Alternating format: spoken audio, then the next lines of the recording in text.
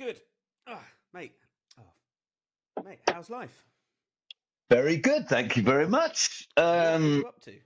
Well, I've just got back. I've been on tour in Europe for 2 months with Archive. So we did 41 shows. So obviously the adjustment is, well, go and ask my missus, but like the adjustment of just like coming home it's good. I've gone from like every day, all I really needed to do was to be at the sound check at 4, ready to go on stage at 8:45, and then get from the dressing room to the bus. That's it. That was my whole responsibility for like 2 months. And then suddenly it's like I'm driving children around and having to clean and all sorts of nonsense. So at least the dog's pleased to see me. Oh, good. I just think I'm getting under everybody's feet. How do you adjust to that balance, like coming in off and then going in, then coming out and then coming back in? Well, I think that the secret is that don't come crashing through the door, like, and then you think you're doing it well, and then you're kind of reminded that you're not. And I kind of kill myself with kindness a little bit because I'll just go like to my daughter, do you want anything? She'll go, no. She's 14 now. No. All right. And then, Kes, do you want anything? No. And I'm kind of realised after a while I'm just actually getting on everybody's nerves rather than being thoughtful. And so best to just shut up. I have been busy in the studio, luckily. Okay, what have you got in? I had a great band in this week. I had a band called Doppelganger from Oslo. Okay. And they were superb, man. I really, really gelled with them. So I hope they're going to come back and do some more recording. I think they're going to try and tie it in with future gigs and stuff. It's been good actually this year because I had them from Norway, and then I had a band from San Francisco as well called Strange Cities, and they came over for a week. The thing is, it's weird because they're making the leap of faith. They're the ones getting on a plane and coming over to sunny Fleet for a week. And obviously, like, if it doesn't work, it's a big expense to go and sit in a studio that's not really vibing. But luckily, with both of those bands, it's really worked, and they've really enjoyed having a producer. So I just think with this, the more you do, the better you get. Like every day, like you literally every single session you do, you learn something. A lot of it's about what I learned quite early. Producing is not about engineering skills; it's about people skills. You know what I mean? So it's like, so if you've got like a 4-piece band, you spot their strengths and their weaknesses straight away, right? So this band, as I say, from Norway, they came in and they come from the gig the night before, so you could tell they're quite tired for starters, and then just getting the dynamic, and then I just put the acoustic guitar in the singer's hand and just went, "You want to play me a tune?" And he went, "Oh, okay." And he just started singing, man. His voice. I was like, right. I said, we're going to base it all around you. We're going to do a take with you on your own to a click, and then we're going to build the band around you. And they were like, oh, yeah, that could be cool, and so got him to put a guide down to a click, and then just built up and kind of, added ideas as we were going on, rather than throwing them all in and setting them all up and pressing record, Yeah. So I found more and more bands are really enjoying doing that, the building thing, because there's less pressure on everybody. As a guitar player, if you're dropped into a session and you're in that corner over there, and it's like, right, Tim, here we go after 4. Like if you mess up, man, like it can put everybody off. But if someone says to you, hey, listen, right, so we're gonna, we'll put the guitar on tomorrow, and I said to the drummer, I'll put you on about 8. And he was like, 8? I was like, yeah, because it's quite a beautiful song. It's quite swayy. I want you to find the groove. I said, and the more bass that's on it and acoustic guitars and a loop running underneath it, I said, get you to play that. And he nailed it, man. He loved it. He just sat right in the pocket.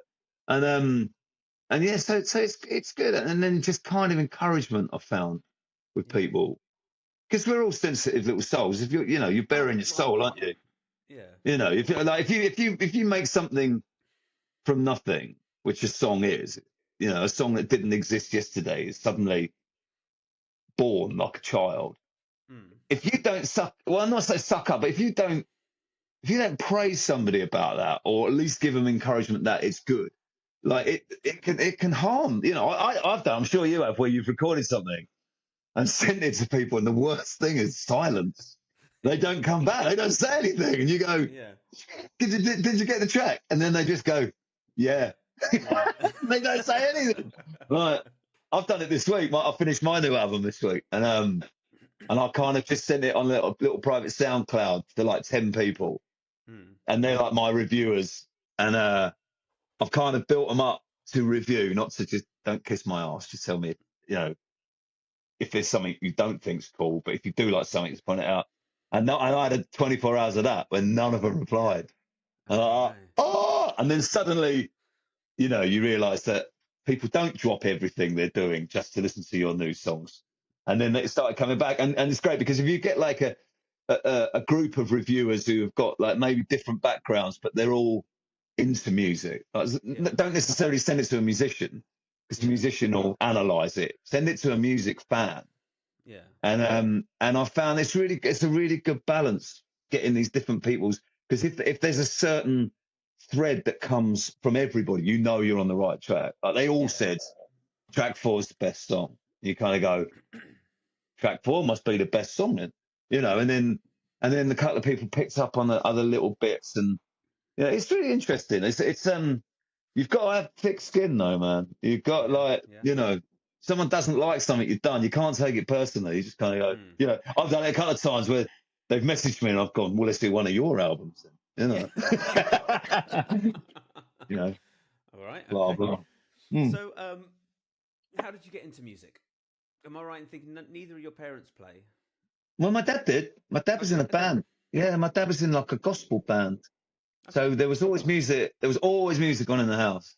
And my dad had a really diverse sense of like musical taste. Like, so he had like the Beatles and blah blah blah blah. But he also had like John Denver and Glenn Campbell and Cliff Richard, right? Which is where I think I got melody from, because they were all, you know, Wichita Lineman and Annie's Song and stuff like that. They're all amazing kind of melodies, and I think that was drilled into me really early. And there was always guitars in the house, but I was that annoying kid. I was that annoying, you know, 5-year-old they wheel out of parties because he can play drums a bit. And then that went on, and then I got to about 13, and again I was just playing drums in my room all the time. And my dad, bless him, my dad has such a big influence on me. He was like, look, we need to get you, you know, you're having these lessons at school, and with this old man, you know, with a fag in his mouth, playing on a tabletop, you know. And you know, he would go, oh look, you got to be able to play this fast. And I annoyingly, you know, I could do it twice as fast as him. And that didn't really, you know, that wasn't having a particularly good effect. So my dad found this, he found this like famous jazz drummer. And I started seeing him, and it was great because he took me out of my comfort zone, and I learned to play jazz and swing, and so that gave me my groove, man, you know. And then again, like left school, all I wanted to do was, I was in bands by that point, a couple of original bands. I was still really small. I was still a kid. I was like really small, and voice hadn't broken or anything. But then I kind of just kept playing. And then at that point, my dad again said to me, I reckon you're going to end up being a musician, but you need to learn other instruments. And I was like, no, I'm a drummer. He's like, seriously, learn the guitar. And I did. I learned to play the guitar, and then kind of just started immersing myself in and watching a lot. And then just started getting into more and more bands. I started getting into covers bands actually in my like late teens, early 20s. So I was like working day jobs, which I didn't like. And then at night I was doing gigs, and that was really interesting because the way I embodied it was, rather than just turn up and play, I would become that drummer for 4 minutes. You know what I mean? So if they were doing like a Who track, I would like embrace the Keith Moon rather than just playing it. And then I would embrace Bonham, and then I would be Stuart Copeland. So later in life, I kind of took all the best bits up from all of them, really. And then they're just more and more just pub gigs at that point. And I started doing like 7 a week. So back when pub gigs were a thing. Yeah. So I gave all the day job nonsense up, and just did that. And then I got my first kind of break from there and then it went from there, really. What was your first break? Well, the first proper one was the Mock Turtles, which ironically I was just quitting my final day job, which was like driving a van. Yeah. And that song, Can You Dig It, was on the radio every 5 minutes. Yeah, yeah. And I remember driving around thinking, this is the perfect pop song. It's the perfect 3-minute pop song. The intro, the verse is great, it gets into the chorus really quick, great solo, blah, blah, blah, blah, right? Anyway, I was doing some gig in a pub in, what is it, Teddington? Just a blues gig. Yeah. And I went in the toilet and, well, no, that's it. So the night before, I watched Top of the Pops and the Mock Turtles were on it, right? Okay. Brilliant. And I fell in love with this band. Anyway, go and play this gig. And I went and had a break. And halfway through, this guy came in the toilet. He stood next to me, just went, "You're impressing a few people." I said, "Am I?" And he went, "Yeah." I went, "Who's that?" And he went, "The Mock Turtles." I was like, "Right." He went, "They're at the back of the room watching you." He went, "Do you want to come and meet them?" So anyway, this guy was their producer. Pete Smith, quite a famous producer, actually. So anyway, I went and met him, and there was Martin Coogan, rock star Martin Coogan, in his lovely blue jacket. And I said to him, "That's the same jacket you had on Top of the Pops last night." And he went, "I haven't been to bed." He said, "It's just turned into an all-night party." Yeah. And he's like, "Look, I'm thinking of changing drummers. Would you be interested? But you'd have to move to Manchester." And I was like, "Yeah, go on in." But it actually took about a year, if I remember rightly, before politically and then when I did it, it was just all new. It was like, it wasn't kind of tour buses yet, but it was split of buses with a tour manager and it was proper gigs, you know. And we went on the British tour and I just fell in love with it. I was like, this is what I want to do. This is what I want to do. And then so I got that one under my belt, and then I kind of joined an agency. You know, you'll remember that, Tim, the glorious days of Sessions, Connection, all that nonsense, right? But sometimes if you're flavour of the month in those things, you can get quite a bit of work. And I got this, I got the Big Breakfast. Do you remember the Big Breakfast? TV. Yeah. They really funny. So the woman rings me up. She's like, "Can you be at East London at like 5:30 in the morning to play drums?" I was like, "Yeah, brilliant." And I went with my mate, and what she didn't tell me was that there was 100 drummers, and they were going to line 100. So there were 100 drummers with 100 drum kits. Yeah. And anyway, Johnny Vaughan was doing it, I think, and he basically picked on me and a guy called Richard Beasley, who was and Richard was standing next to me. It was really cool, and he said to him, "Who do you play drums for?" And he said, "Oh, Gary Newman." And they all went, "Cool." And I was thinking, I haven't really got any cool, like, all I had was the Mock Turtles and Screaming Lord Such. They're the only two names I played with. And I was thinking, I really need to get some better names under my belt. Anyway, we did this thing, and then the next day they rang up and they said, "Oh, there's a big arena tour supporting E17. Do you want to do it? Both of you." So we went along, and it was a bit shit because it was we were basically like glorified dancers, really. Right. We used to stand at the side of the stage dressed as surgeons playing snare drums, but it was Wembley and all that. It was amazing, right? Yeah. And then, bizarrely, again, getting to the point, because I'd been doing these things for these different people, in a roundabout way, Robbie came up and I just got asked to audition. And then when I got there, one of the guys was like, "Here he is. This is the guy I told you about." And then once I've got Robbie, it kind of escalated from there, really. You're kind of in the game a little bit more, and you've got that little bit of kudos, you know.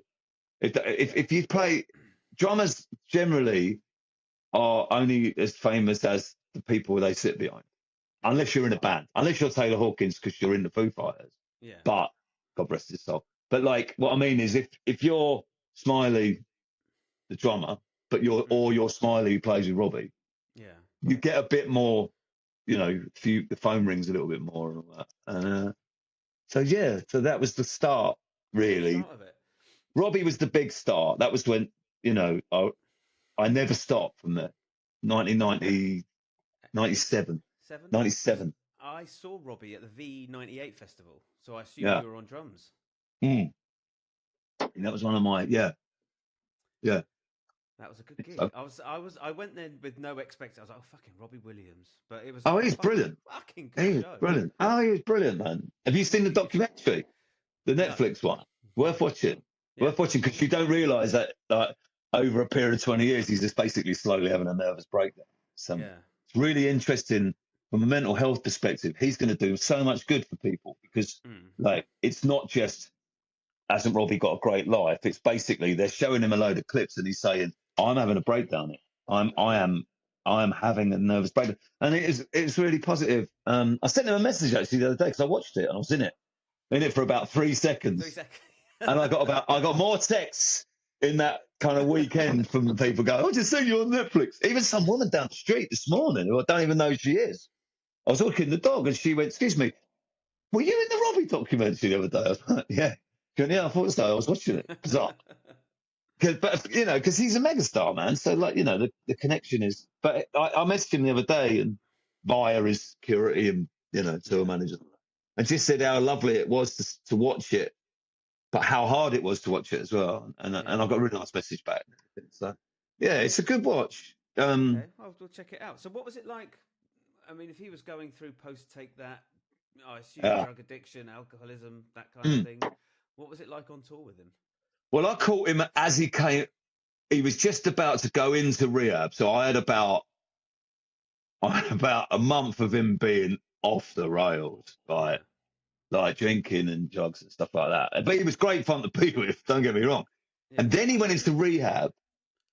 And then when he came out of rehab, about 6 weeks later, I was kind of assigned to him as his mate, as his angel kind of thing. So after gigs, we would go past the party, down the corridor into his room, and play backgammon and drink water.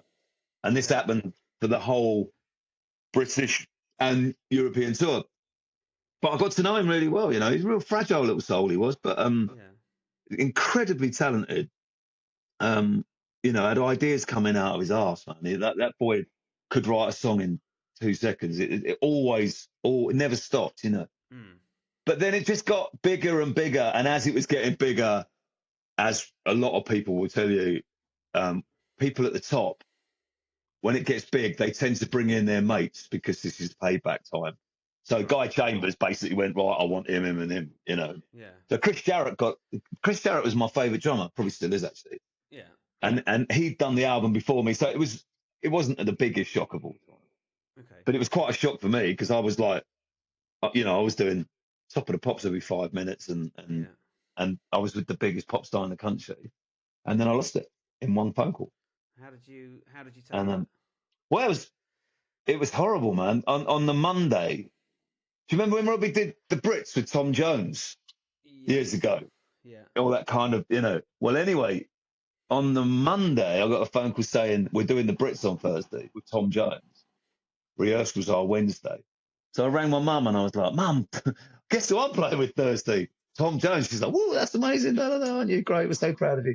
And then Monday night, his manager rang me and went, look, man, I don't know how to tell you this, and I don't agree with it, but Guy Chambers wants to use Chris Jarrett from now on. And then basically had a whole evening of all the band, all the crew, all the management, all ringing up going, oh, don't really agree with this.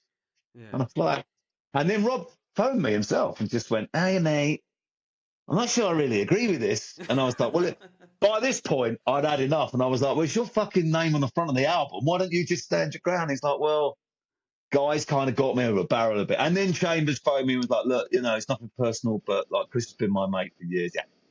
Yeah. So I had a choice. And then I watched the Brits. And it was one of the saddest things that, there they were. Yeah. They cracked on, mate. There was nobody kind of mourning the loss of that drummer. So I had a choice. I could sit and wallow and live off the fact I was Robbie's drummer once, or I could just dust myself down and go, right, crack on. And then luckily Joe Strummer came along, and it wasn't too far after. Yeah. So it was like, I don't think anybody's ever jumped from Robbie Williams to Joe Strummer, though. I don't think anybody's kind of, it's quite a jump, you know, in all honesty. It's quite a good one. Punk royalty to punk legend.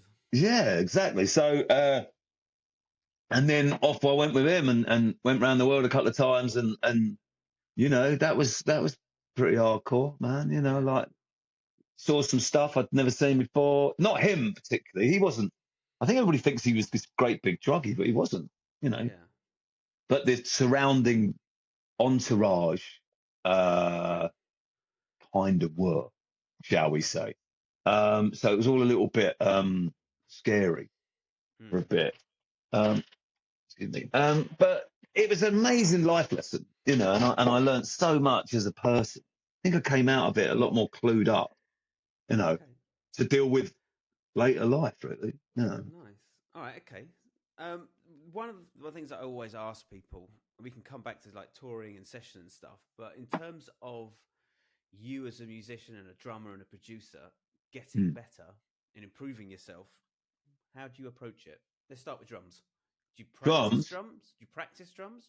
I don't practice drums, but I play with a real diversity of people. So, and I do quite a few sessions for people here, whether it be remotely or they come in. So I have to be very, very flexible in my playing. And I think that's taught me that, number one, drums aren't the most important things on the album, trust me. Right. And it's all about the song. So, you know, more and more these days, I'm putting drums down with like literally one fill in the track, you know, because the songs are great and you've got to just kind of find your piece of the jigsaw. Yeah. So that's been really interesting. If I listen to stuff back like 30 years ago, just overplayed everything like we all did. But now I've done a session this morning for some singer-songwriter. And that was just literally, I was just sitting playing this kind of ballady drum thinking, does it need a fill here?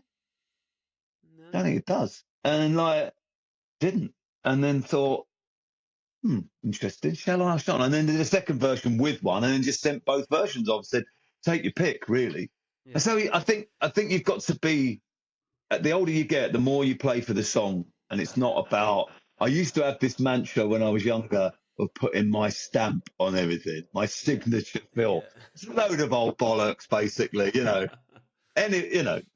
A good session player will just quietly get on with his business, you know, and play for the song. And I think having become a producer and a songwriter, I've learned that more and more. A lot of the times when I'm recording stuff, my stuff, I'll be like near the end and go, what does this need? Oh, I haven't put any drums on it, have I? You know, like literally kind of, they're the last bit. And then you just kind of go and put the icing on the cake. So I just think from a recording perspective, it's all about the song. And then live again, it's like you're a piece of a jigsaw. You're a team. You're a goalkeeper, basically. Yeah. You know, and your first job as a goalkeeper is don't let any goals in, i.e. hold down a solid groove. Yeah.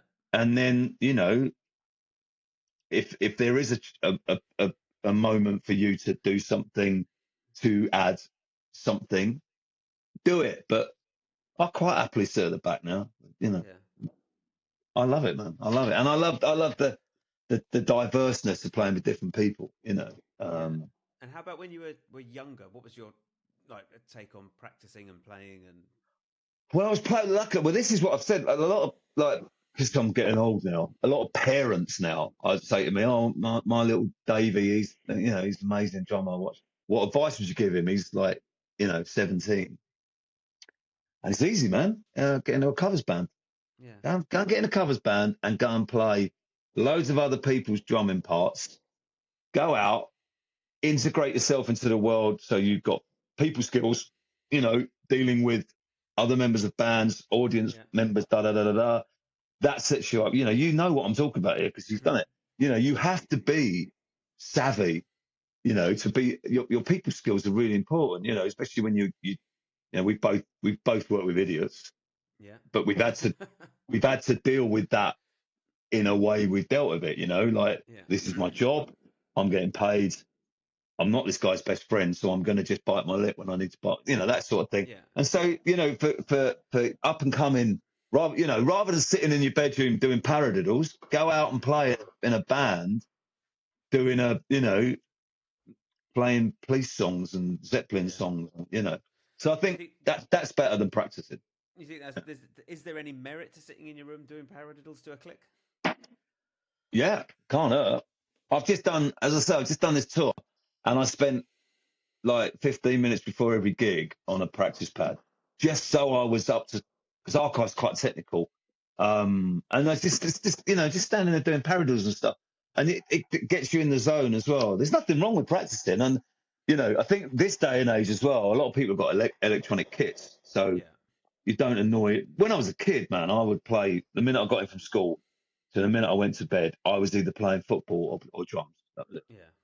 And when I found out I wasn't going to be a professional footballer or an astronaut, I was going to be a drummer, really. Yeah. So practice is good, but don't.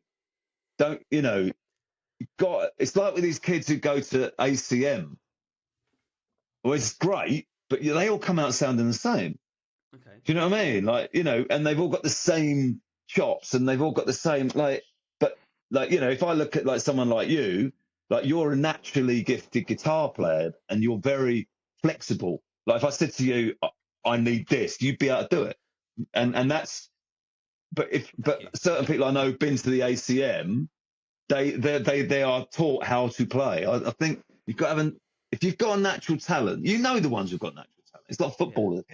Yeah. That, Jack Grealish has got a natural born swagger as a footballer. He was born with that.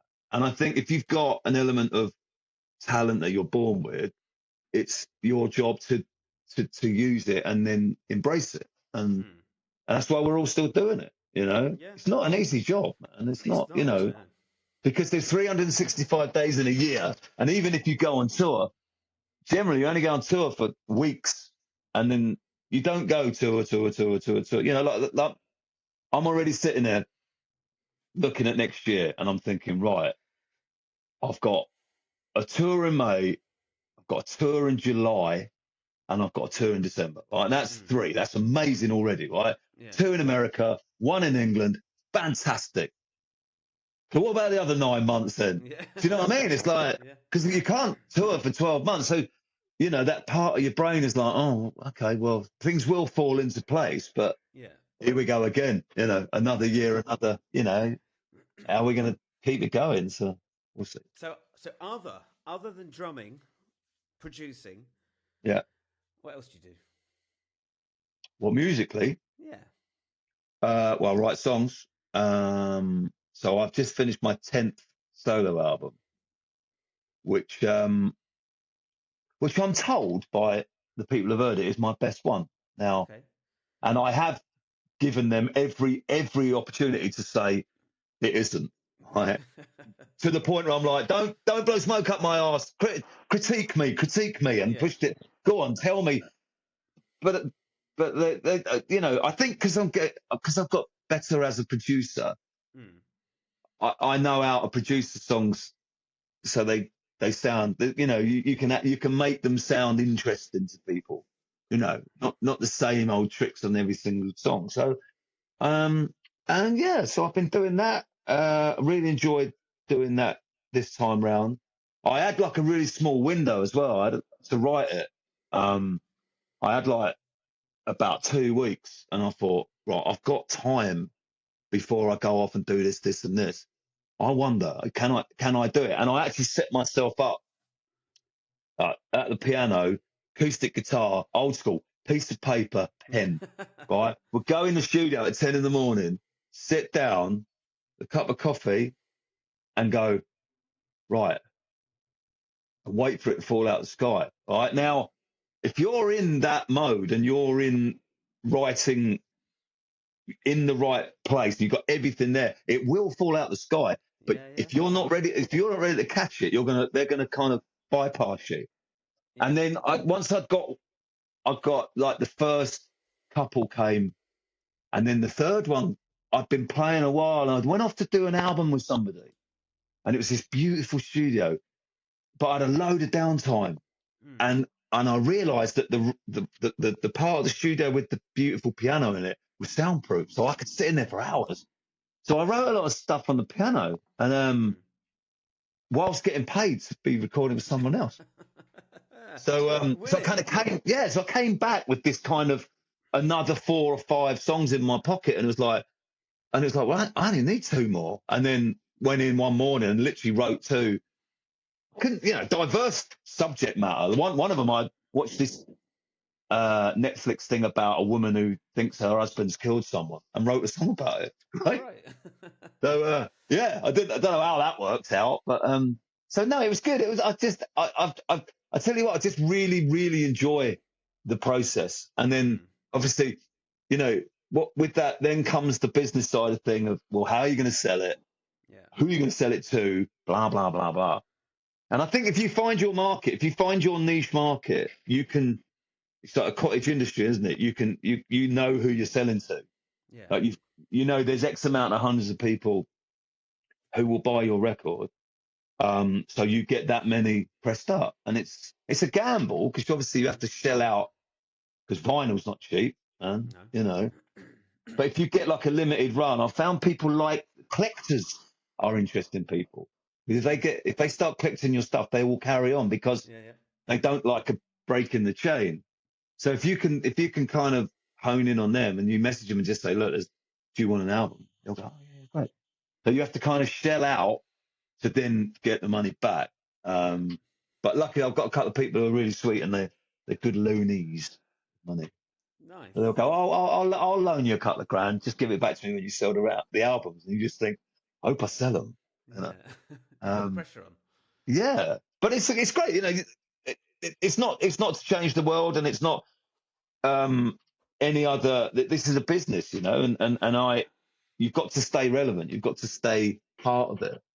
And I like the diversity of going off like on tour and stuff, but coming back and then like when I got back from the big tour the other day, I had 2 days to mix the whole album. It was there it was, and it was like, right, okay, let's go, and because I had the deadline, it was great. I really enjoy it.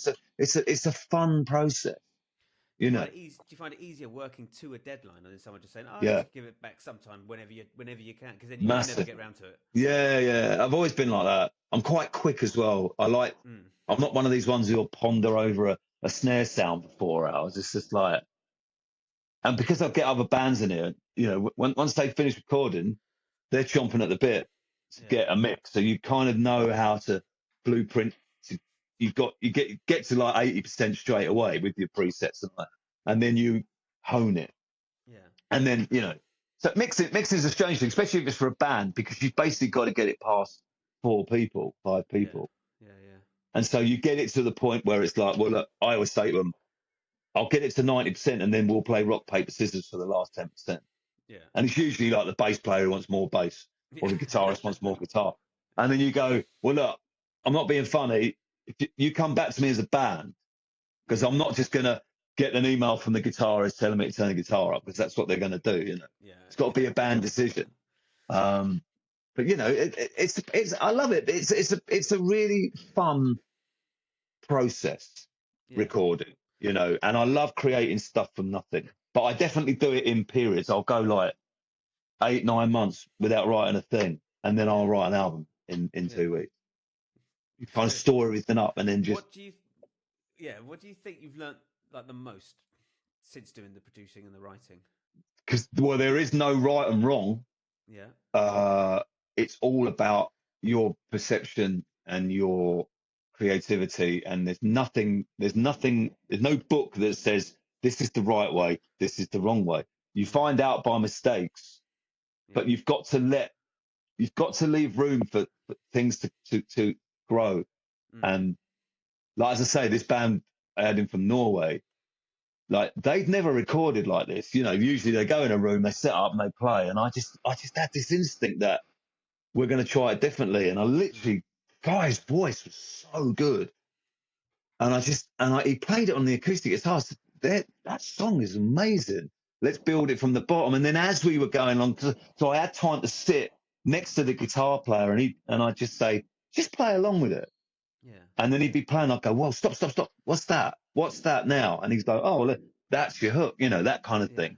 And I love that. And I love like working with other musicians, and and it was great with the drummer just to say to him that, dude, I try it like this, and he'll go, oh, okay. And then he's like, oh, I was going to do it like this. I'm like, well, okay, well, we'll try it both ways, but then we'll do my way because it's better. But because what you've got to do, it's like with producers, you've got to just gain their trust. As soon as they trust you, if you put an opinion in or a suggestion, they will listen. But you've got to earn the trust first. And it's it's like being a psychiatrist, being a producer. And we all know how to mic up a drum kit, and we all know how to, use compression, all that. You just learn that, the engineering side of things. That's just the more you do it, the more you learn. But I didn't realize just how much of it was psychiatry. That singer who is, is great, but you need to pull it out of him by hook or by crook, you know what I mean? And try sneaky ways of getting that take out of him, Well, we'll just run a take, but I won't press record. Oh yeah, I tried that yesterday. I did it with the drummer. I went, just play along. I won't press record. And I turned around to the others and went, I'm so going to press record. And he goes, and the drummer went, mate, you still got the talkback mic on. Like, I was like, oh, gutted. Yeah. But little things like that, you just got to gain people's confidence. Music is all about confidence. And if you tell someone that's a great song, instantly they know that you want to help them make it as good as possible, and it doesn't always work. I've had some tricky people in. Your Pearl Jam drummer, God, man, I